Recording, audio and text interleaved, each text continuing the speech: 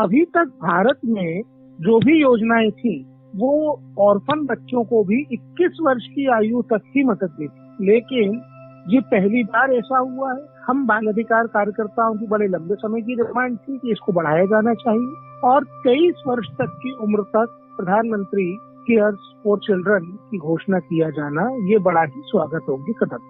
Corona महामारी की वजह से अनाथ हुए बच्चों के लालन पालन और पढ़ाई की व्यवस्था के लिए बनाई गई केंद्र और राज्य सरकारों की योजनाओं पर ये कहना है प्रियंक कानूनगो का, जो राष्ट्रीय बाल आयोग के चेयरपर्सन हैं। नमस्कार, आज है बुधवार 9 जून और आप सुन रहे हैं डेली न्यूज कास्ट। पूरी बात सुनते हैं कुछ देर में, उससे पहले एक नजर इस वक्त की बड़ी खबरों पर। प्राइवेट अस्पतालों के लिए तय की गई टीकों की अधिकतम कीमत। कोविशील्ड की एक डोज के लिए 780 रुपए, कोवैक्सीन के लिए 1410 रुपए और स्पुतनिक वी के लिए 1145 रुपए से अधिक नहीं ले सकते। ज्यादा पैसे वसूलने पर होगी सख्त कार्रवाई। वहीं वैक्सीन के लिए पहले की तरह 45 साल से अधिक उम्र के लोगों और दूसरी खुराक लेने वालों को मिलेगी प्राथमिकता। इसके बाद 18 से 44 साल की आयु के लोगों का नंबर। एम्स के डायरेक्टर रणदीप गुलेरिया ने कहा, ऐसा कोई सबूत नहीं जिसके आधार पर कहा जा सके कि कोरोना की तीसरी लहर से बच्चे होंगे प्रभावित। अस्पतालों में भर्ती बच्चों में 60 से 70% पहले से किसी गंभीर बीमारी से पीड़ित। उधर राजधानी दिल्ली में पिछले 24 घंटों में कोरोना के 316 नए मामले, 41 मरीजों की हुई मौत। राजस्थान में फिर बढ़ी सियासी हलचल। सचिन पायलट ने कहा, आला कमान ने 10 महीने बाद भी पूरे नहीं किए वादे। नहीं हो रही पार्टी को सत्ता में लाने वाले कार्यकर्ताओं की सुनवाई। पिछले साल पायलट खेमे की बगावत के बाद बनी कांग्रेस की सुलह कमेटी ने अब तक नहीं लिया कोई एक्शन। फ्रांस के राष्ट्रपति इमैनुअल मैक्रों को एक शख्स ने जड़ा थप्पड़। मैक्रों दक्षिण पूर्वी फ्रांस के एक शहर में स्थित स्कूल का कर रहे थे दौरा। घटना का वीडियो हुआ वायरल। अब खबरें काम की। इंद्रप्रस्थ यूनिवर्सिटी में नए एकेडमिक सेशन के लिए एडमिशन प्रक्रिया शुरू। 150 कोर्स के लिए 40,000 सीटें। 15 जुलाई तक कर सकते हैं ऑनलाइन रजिस्ट्रेशन।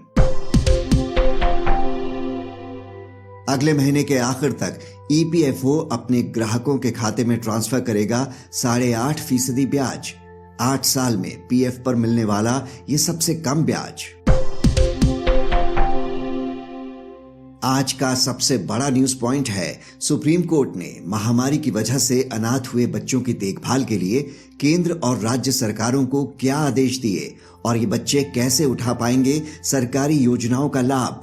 पूरी तस्वीर समझने के लिए बात करते हैं राष्ट्रीय बाल आयोग के चेयरपर्सन प्रियंक कानूनगो से। कोरोना महामारी के कारण बड़ी संख्या में बच्चों के सिर से माँ बाप का साया उठ गया। ऐसे बच्चों के लालन पालन और पढ़ाई की व्यवस्था के लिए सुप्रीम कोर्ट ने केंद्र और राज्य सरकारों को कड़े निर्देश दिए हैं।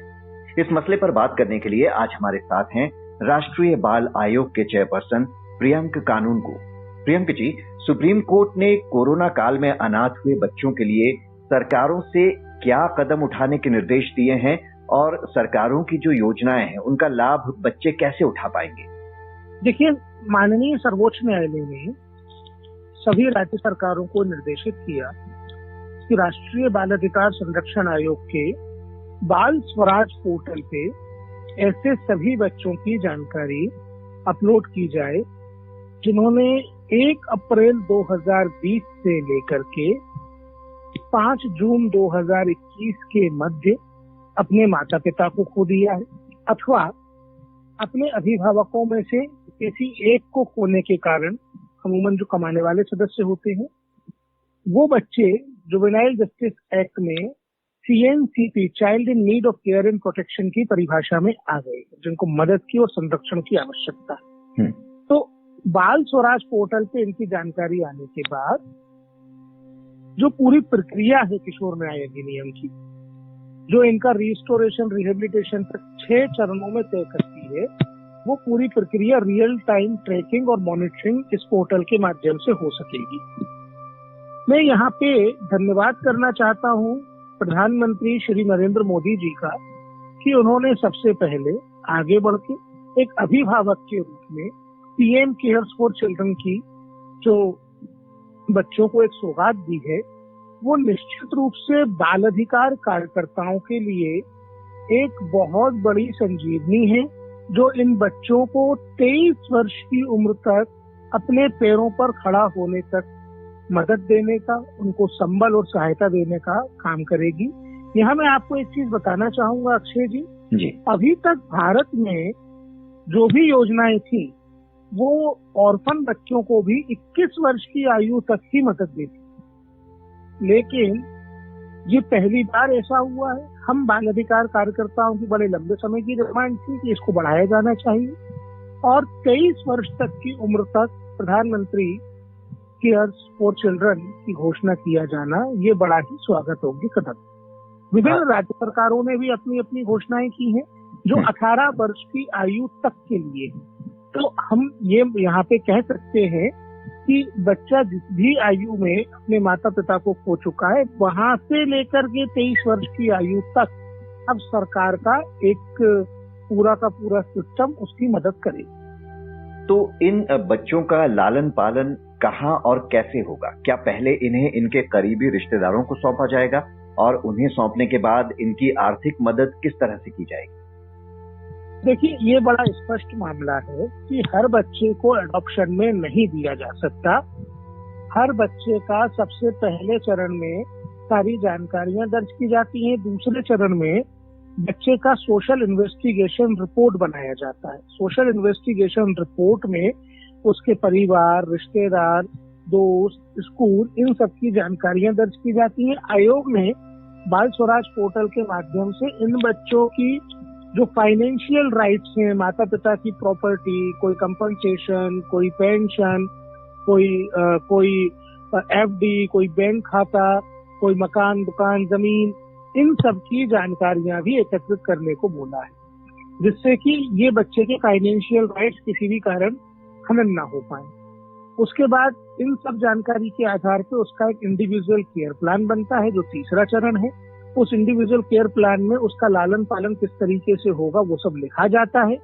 वो किसके साथ रहना पसंद करेगा उससे पूछा जाता है। उसके बाद जब इसका चौथा चरण आता है तो चाइल्ड वेलफेयर कमेटी बच्चे की इच्छा के अनुसार और उसके सर्वोत्तम हित को ध्यान में रखते हुए उसके रिस्टोरेशन का ऑर्डर करती है कि वो किसके साथ रहेगा या रहेगी। वो अपने किसी इमीडिएट फैमिली में रहेंगे, वो किसी रिलेटिव के पास रहेंगे, वो किसी फिट पर्सन के पास रहेंगे, वो फोस्टर केयर में जाएंगे, या अंतिम विकल्प के रूप में उन्हें किसी चिल्ड्रन होम में भेजा जाएगा। हाँ, यहीं पर बाल कल्याण समिति ये भी तय करेगी कि क्या बच्चों को एडॉप्शन में भेजा जा सकता है किसी नए परिवार के साथ, तो उसको लीगली फ्री फॉर एडॉप्शन, कानूनी रूप से एडॉप्शन के लिए फ्री, मुक्त घोषित करने की प्रक्रिया शुरू करके उसको स्पेशल एडॉप्शन एजेंसी में भेजे जाने का काम शुरू करेगी। इसके बाद जो विभिन्न प्रकार की स्कीमें जो राज्य सरकारों की हैं, जो प्रदेश सरकार ने बच्चों के लिए स्पेसिफिकली बनाई हुई है इस दौरान, या जो पुरानी स्कीम्स हैं, खासतौर पे धारा 43 जुवेनाइल जस्टिस एक्ट में जो स्पॉन्सरशिप के प्रावधान हैं, इन जिसको लेकर सुप्रीम कोर्ट में भी कल निर्देश हुए हैं, इन सभी चीजों पर से उसको लिंक किया जाएगा जिसके लिए वो बच्चे एलिजिबल होंगे। और छठे चरण में इसका फॉलोअप किया जाएगा 1 महीने बाद, 3 महीने बाद। अभी माननीय सर्वोच्च न्यायालय ने 1 महीने में कम से कम एक बार फॉलोअप करने के लिए स्पष्ट निर्देश दिए हैं कि हर बच्चे का फॉलोअप किया जाए। वो फॉलोअप रिपोर्ट्स भी आयोग के पास पोर्टल पे दर्ज हो। एक तकनीकी पेच है जिस पर आपसे स्थिति स्पष्ट करवाना चाहूंगा कि राज्यों से जो जानकारी वेबसाइट पर अपलोड करने को कहा गया है, क्या उन बच्चों को ही मदद मिलेगी? क्योंकि मान लीजिए जो लोग किसी वजह से कोरोना की जांच ही नहीं करा पाए या बीमारी ने उन्हें इसका मौका ही नहीं दिया और उनकी मौत हो गई, तो ऐसे लोगों के बच्चों को इस सुविधा का लाभ कैसे मिलेगा? क्योंकि उनके पास तो कोरोना से मृत्यु का कोई प्रमाण नहीं होगा। देखिए, मैं आपको स्पष्ट करना चाहूंगा, माननीय सर्वोच्च न्यायालय ने जिन बच्चों की जानकारी बुलाई है वो 1 अप्रैल 2020 के बाद से किसी भी कारण से जिन्होंने अपने माता पिता को खोया हो उन सभी की जानकारी बुलाई। जी, मतलब अगर उनके पास कोरोना से मृत्यु का कोई प्रमाण नहीं है, ऐसे बच्चों को भी कंसिडर किया जाएगा? पोर्टल पे दर्ज किया जा रहा है, किया जा रहा है उनका मामला। ये इलीगल अडॉप्शन का क्या मसला है जिस पर कोर्ट ने फटकार लगाई है? क्या अनाथ हुए बच्चों को गोद दिया जा रहा है किसी एनजीओ द्वारा? बिल्कुल, हमने ये कोर्ट से निवेदन किया था, हमने माननीय सर्वोच्च न्यायालय को ये निवेदन किया था कि एनजीओ बच्चों के नाम पर चंदा इकट्ठा कर रहे हैं, बच्चों की जानकारियां इधर उधर कर रहे हैं। हमने ये भी निवेदन किया था कि कुछ राज्य सरकारों के बारे में हमको ये शिकायत प्राप्त हुई है कि वो एनजीओ के साथ डाटा को साझा कर रहे हैं और ये डाटा विदेश भेजे जाने की भी हमको आशंका थी, इसलिए हमने ये आग्रह किया था। और माननीय सर्वोच्च न्यायालय ने कमीशन की प्रार्थना को स्वीकार करते हुए ये निर्देश दिए हैं कि इस प्रकार की सभी गतिविधियों पर सख्त कानूनी कार्रवाई की जाए और निश्चित रूप से इस प्रकार की अनैतिक और अवैधानिक गतिविधियों को रोके जाने में अब हमको बल मिलेगा।